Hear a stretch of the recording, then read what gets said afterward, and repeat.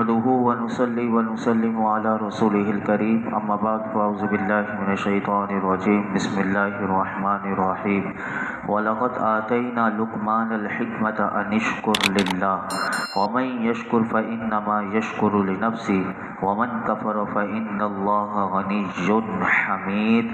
बेशक हमने लुक़मान को हिकमत अता फरमाई कि अल्लाह का शुक्र अदा कर, और जो शुक्र अदा करे तो वो अपनी ज़ात के लिए शुक्र करता है, और जो ना शुक्री करे तो बेशक अल्लाह बेपरवाह है, हम्द के लायक है। मशहूर मुअर्रिख़ मोहम्मद बिन इसहाक़ कहते हैं कि वो लिखते हैं कि हज़रत लुक़मान रज़ियल्लाहु ताला अन्हु का नसब ये है कि लुक़मान बिन नाऊर या बाऊर बिन नाहूर बिन तारिख़। हज़रत वहाब रज़ियल्लाहु ताला अन्हु का कौल है कि हज़रत लुक़मान रज़ियल्लाहु ताला अन्हु हज़रत अय्यूब अलैहिस्सलातु वस्सलाम के भांजे थे, और जबकि एक मुफस्सिर मकातिल उन्होंने लिखा कि हज़रत अय्यूब अलैहिस्सलातु वस्सलाम की खाला के फ़र्जंद थे।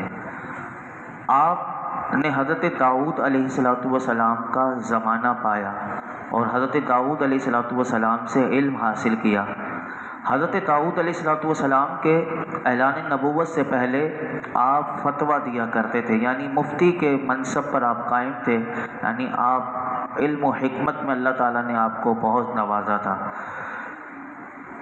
हज़रत दाऊद अलैहिस्सलातु वस्सलाम जब मनसब नबुव्वत पर फाइज हो गए तो आपने फतवा देना बंद कर दिया, क्योंकि अल्लाह के नबी आ गए हज़रत दाऊद अलैहिस्सलातु वस्सलाम। आप नबी नहीं, आपके नबी होने में इख्तिलाफ है। अक्सर उलमा का इसी तरफ अक्सर उलमा ने इसी बात को लिखा कि आप हकीम थे, नबी नहीं थे। हज़रत अब्दुल्लाह बिन उमर रज़ियल्लाहु अन्हुमा से रिवायत है कि नबी अकरम सल्लल्लाहु अलैहि वसल्लम से जब पूछा गया कि हुजूर ये हज़रत लुक़मान कौन थे, तो मेरे आका अलैहिस्सलातु वस्सलाम ने देखें क्या फरमाया। हज़रत अब्दुल्लाह बिन उमर रज़ियल्लाहु अन्हुमा से रिवायत है कि सरकार दो आलम सल्लल्लाहु अलैहि वसल्लम ने इरशाद फरमाया कि हज़रत लुक़मान नबी नहीं थे, बल्कि वो गौर व फ़िक्र करने वाले और दौलत यकीन से मालामाल बंदे थे।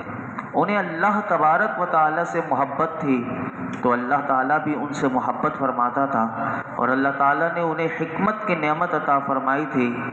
एक मर्तबा आप दोपहर के वक्त कैलूला कर रहे थे, आपको कैलूला करते हुए अल्लाह की तरफ से निदा की गई, ऐ लुक़मान, अगर तुम पसंद करो तो तुम्हें खलीफा बना दिया जाए ताकि तुम अदल व इंसाफ को कायम करो। अब जो जवाब दिया तो आपको इस जवाब से ही उनकी हिकमत का अंदाज़ा हो जाएगा। आपने अल्लाह ताला की बारगाह में ये जवाब दिया, अर्ज़ की कि मौला, अगर तो तेरी तरफ से मुझे इख्तियार का हक़ हासिल है तो मैं आफ़ियत को कबूल करूँगा और इस खलीफा की मनसब की आजमाइश से अपने आप को बचाऊँगा, यानी इससे बचूँगा। और अगर मनसब खिलाफत संभालने के मुताल्लिक तेरा हुक्म कतई है तो मैं दिलो जान से हाजिर हूँ, क्योंकि मुझे अल्लाह ताला यानी तेरे ऊपर भरोसा है कि तू ही मुझे गलती से बचाएगा। यानी क्या ज़बरदस्त जवाब दिया कि अगर कतई हुक्म है तो फिर तो मैं संभालने के लिए तैयार हूँ, और गलती से भी मालिक तू ही बचाएगा। और यहाँ तो लोग मनसब लेने के लिए एड़ी चोटी का जोर लगा देते हैं। ये देखिए, मनसब लेना कोई आसान काम नहीं। मनसब के लिए तगदो करना, मनसब मुझे मिल जाए और मैं ये, तो यहाँ तो उल्टा हाल है कि जो हम अपने मुल्क पाकिस्तान में 76 साल से देख रहे हैं, तो सिर्फ इसी अरसे में जिन्होंने अगर उनकी करप्शन जो खुलकर, एक तो एक ड्रामा भी है कि हर साल इतने पकड़े जाते हैं, लेकिन फिर इन्हीं चोरों को लाकर बिठा दिया जाता है। अभी इसी चंद एक महीने के अंदर इतनी दौलत पकड़ी गई, आप अंदाज़ा लगाएं कि वो सिर्फ सिंध के वज़ीर हैं कि एक के घर से निकलता है तो आधा कमरा डॉलर से भरा हुआ है। अल्लाहु अकबर। ये देखिए, ये कौम का पैसा किस तरह लूट कर, एक औरत है वो भी वज़ीर के मनसब पर, उसके घर से 96 अरब रुपए निकलते हैं, और सोने के बिस्किट ان کے گھر میں ایسے لگے ہوئے ہیں جیسے سونے کی دکان ہی اس کے ابو کی ہے، یعنی ان کے پاس کچھ بھی نہیں تھا لیکن یہ سب لوٹ کر وہ سونے کی، یہ سب اللہ تعالیٰ دکھاتا ہے۔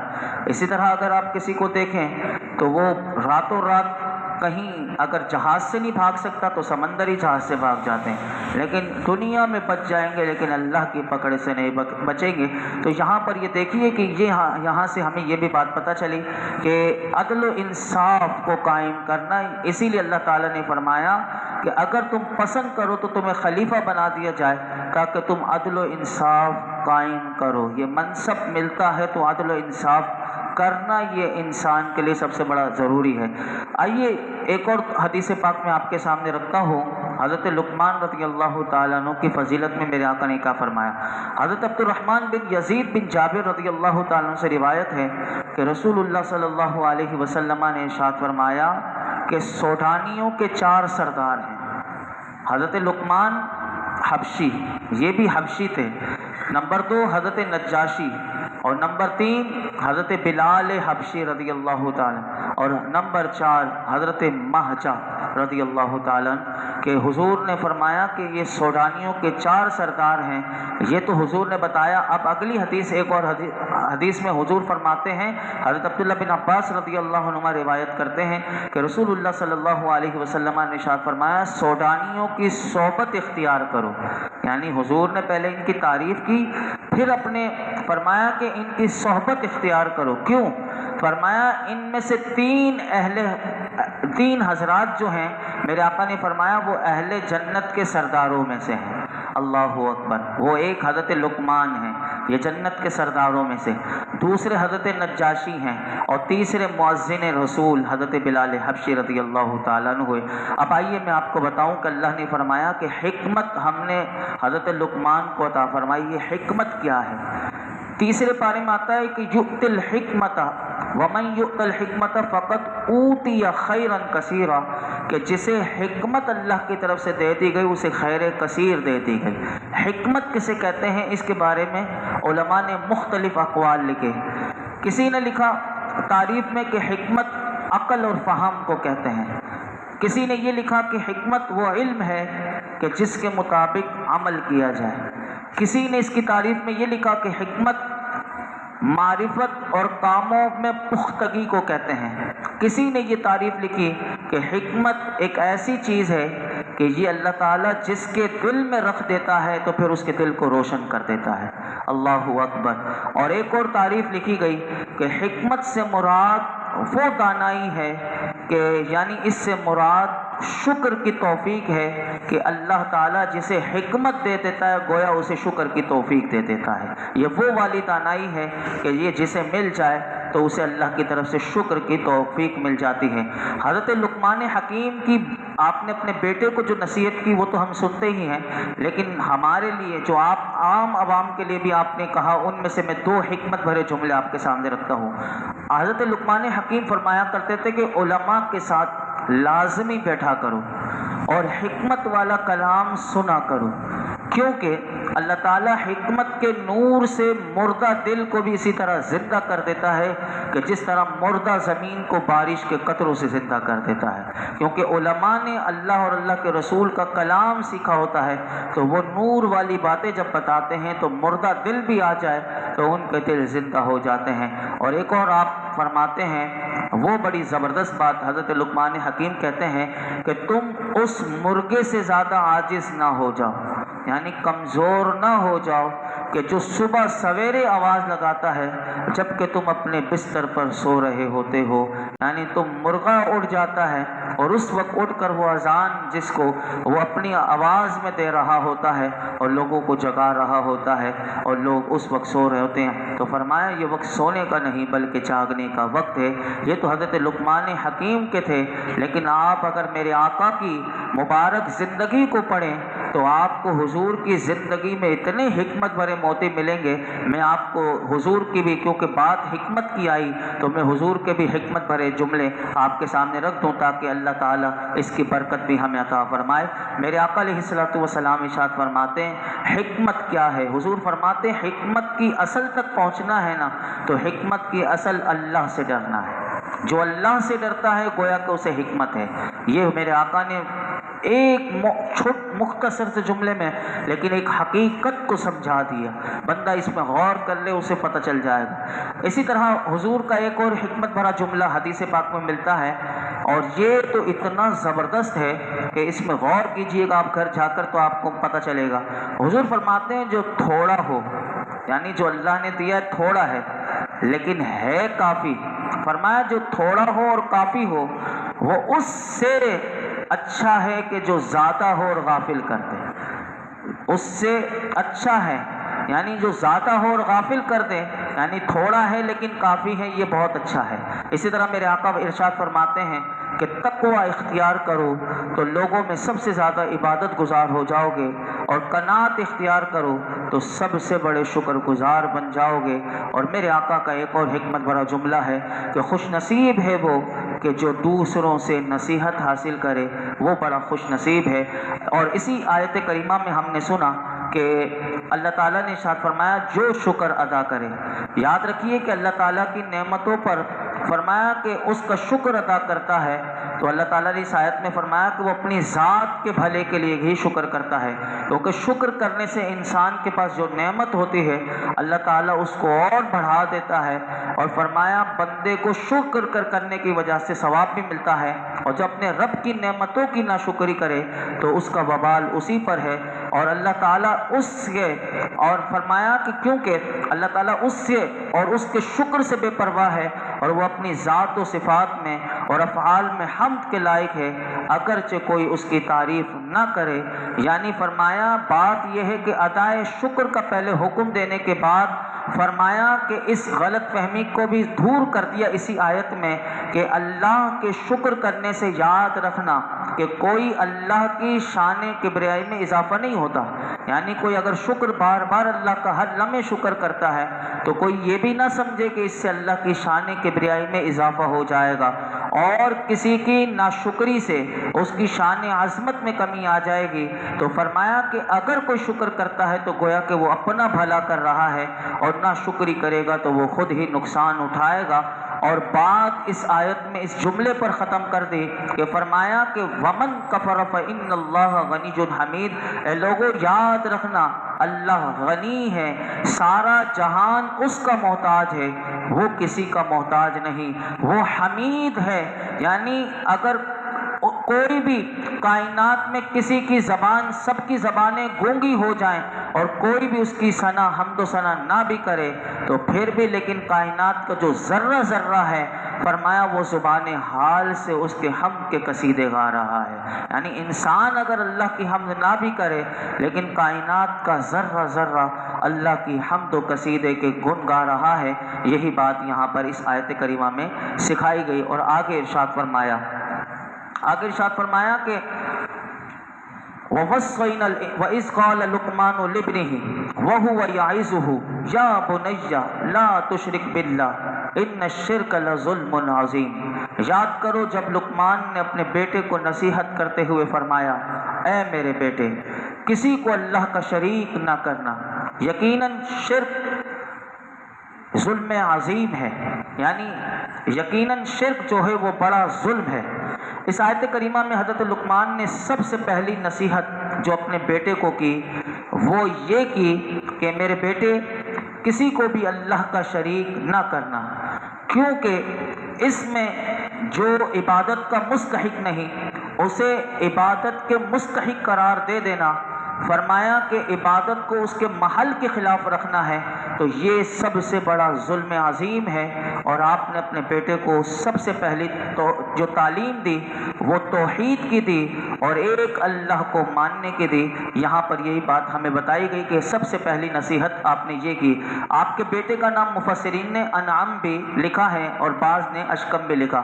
اس آیت کریمہ میں علماء کہتے ہیں کہ یہ سب سے پہلی بات یہ معلوم ہوئی کہ نصیحت جب بندہ کرے، حضرت لقمان نے جو نصیحت کی اس سے یہ سبق اس آیت میں یہ ملا کہ نصیحت کرنے میں سب سے پہلے اپنے گھر والوں کو مقدم کرنا چاہیے، یعنی بعد میں دوسروں کو نصیحت کرے لیکن سب سے پہلے اپنے گھر والوں کو نصیحت سے آغاز کرے۔ اور نصیحت کی ابتدا کس طرح کی جائے؟ تو وہ اس آیت کریمہ میں یہ بتائی گئی کہ سب سے پہلے عقائد سکھانے چاہیے، یعنی آپ نے عقیدہ بیان کیا، اور عقائد میں سب سے پہلی جو چیز ہے اور وہ ہے عقیدہ توحید، اس کے بعد ہے عقیدہ رسالت، یعنی نصیحت کرتے وقت یہ عقائد پڑھانے چاہیے۔ بعض لوگ یہ کہتے ہیں کہ بس نماز پڑھ رہا ہے، عقیدہ جو بھی ہو، عقیدہ جو بھی ہو تو نہ نماز کام آئے گی نہ روزہ۔ عقیدہ اگر درست نہ ہو، جیسے مرزا قادیانی کو ماننے والے بھی وہ یہ سمجھیں کہ اس کو بھی اگر نبی مان لیا تو کیا ہوا، گویا کہ وہ دائرہ اسلام سے ہی نکل جائے گا۔ یہ سب سے بڑا بنیادی عقیدہ جو آج بھی جمعے میں ہم نے سماعت کیا تھا، اور 7 ستمبر جو آتی ہے وہ یہی ہمیں عقیدہ ختم نبوت کے تحفظ کے لیے جو علماء نے قربانیاں دی تھی وہی بات ہمیں سکھائی جاتی ہے۔ اور حضرت لقمان نے جو سب سے پہلی نصیحت اپنے بیٹے کو کی وہ یہ بتائی کہ شرک سے اپنے آپ کو بچانا۔ آج لوگوں کو شرک کے بارے میں نہیں پتہ ہوتا، تو ہمیں بھی شرک کی تعلیم کہ شرک کیا ہوتا ہے، شرک کیسے ہوتا ہے، اس پر جمعے میں بھی تقریر کر چکے ہیں، لیکن اگر کسی کو نہ بھی پتہ ہو تو اس کی کتابیں موجود ہیں، آپ ہم سے پوچھ لیں، علماء سے پوچھ لیں، اس کی کتابیں لیجئے اور شرک کے بارے میں اور بدعت کے بارے میں اور عقیدہ رسالت اور دیگر عقائد جو ہیں ان پر مختصر کتابچے کی صورت میں بھی موجود ہیں۔ چھوٹے چھوٹے عقیدے ہیں لیکن وہ پہلے سیکھنی چاہیے۔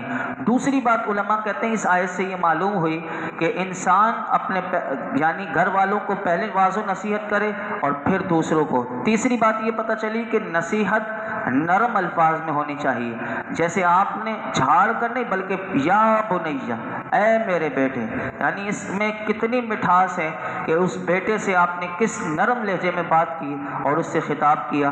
اور نمبر 4 یہ بات اس آیت کریمہ میں سے پتہ چلی کہ گزشتہ بزرگوں کی تعلیم یاد دلانا اور ان کے اقوال نقل کرنا یہ سنت الہیہ ہے۔ حضرت لقمان نے اپنے بیٹے کو نصیحت کی تو اللہ رب العالمین نے ان کی یاد دلائی، تو یہاں سے یہ بات پتہ چلی کہ اللہ کی سنت ہے کہ بزرگوں کی جو باتیں ہوتی ہیں وہ آگے اپنی اولاد میں ٹرانسفر کرنی چاہیے۔ آخر میں اسی پر اپنی گفتگو ختم کرتا ہوں۔ حضرت امام حسن بصری رضی اللہ تعالیٰ عنہ فرماتے ہیں کہ آپ نے اپنے بیٹے کو 2-4 نصیحتیں اور بھی کی تھیں جو امام حسن بصری نے لکھی۔ اس قرآن کی آیت میں تو نصیحت آگے اور بھی بہت ساری آئیں گی، لیکن امام حسن بصری نے جو حضرت لقمان کی نصیحت کی ہمارے لیے وہ بہت فائدہ دے سکتے ہیں۔ سنیے وہ کیا کہی۔ حضرت امام حسن بصری رضی اللہ تعالیٰ عنہ فرماتے ہیں کہ آپ نے اپنے بیٹے سے کہا کہ میں نے بڑے پتھر، لوہا اور ہر وزنی چیز اٹھائی ہے، یعنی کیا انداز ہے، اپنے بیٹے کو بتا رہے ہیں کہ پتھر بھی اٹھائے ہیں، لوہے بھی اٹھائے ہیں، ہر وزنی چیز اٹھائی ہے، لیکن میں نے برے پڑوسی سے بھاری چیز کو نہیں اٹھایا۔ اللہ اکبر، غور کیجئے کہ پڑوسی اچھا نہ ہو اور برا ہو تو وہ پتھر سے بھی یعنی برا ہو گیا، ہر بری چیز سے بھی برا ہو گیا۔ تو یہ آپ نے اپنے بیٹے کو ایک نصیحت کی۔